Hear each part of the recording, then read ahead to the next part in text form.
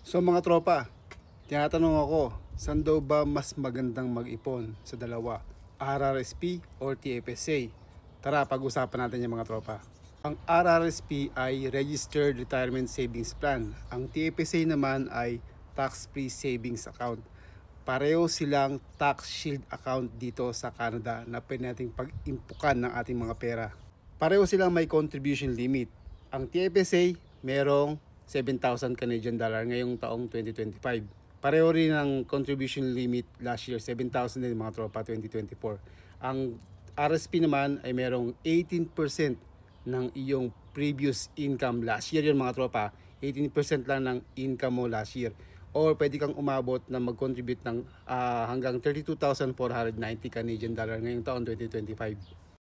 So ano naman ang purpose ng bawat isa mga tropa? Ang TFSA o ang tax-free savings account ay pwede kang mag-impok dito ng pera at pwede mo rin gamitin ito pambili ng iyong investment tulad ng ETF, bonds, stock, ano pa ba, REITs at kung ano pa mga investment securities mga tropa.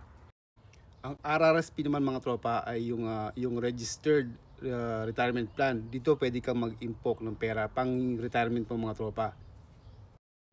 Pwede ka rin mag-invest dito at bumili ng mga securities. Pero nire-recommend akong huwag niyong galawin ito hanggang sa retirement ninyo. Kung hindi, matataksan kayo mga tropa.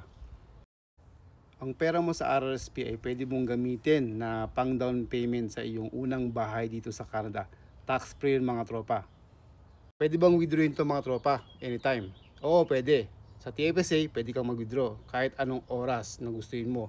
Tax free mga tropa, 100% walang tax. Pero ang RRSP, pag binidro mo siya ng maaga at hindi pa umabot sa retirement mo, matataksan ka rito ng mga tropa. Medyo malaki ang tax kaya basahin nyo muna yung about RRSP bago kayo mag-withdraw dito mga tropa.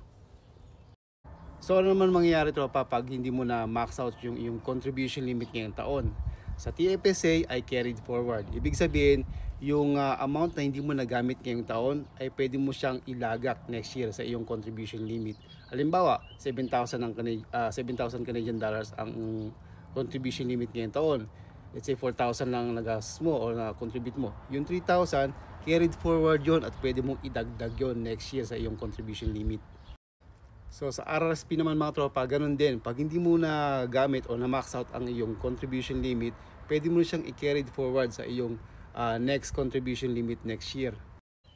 So meron bang penalties mga tropa pagka nag-over-contribute ka sa contribution limit mo?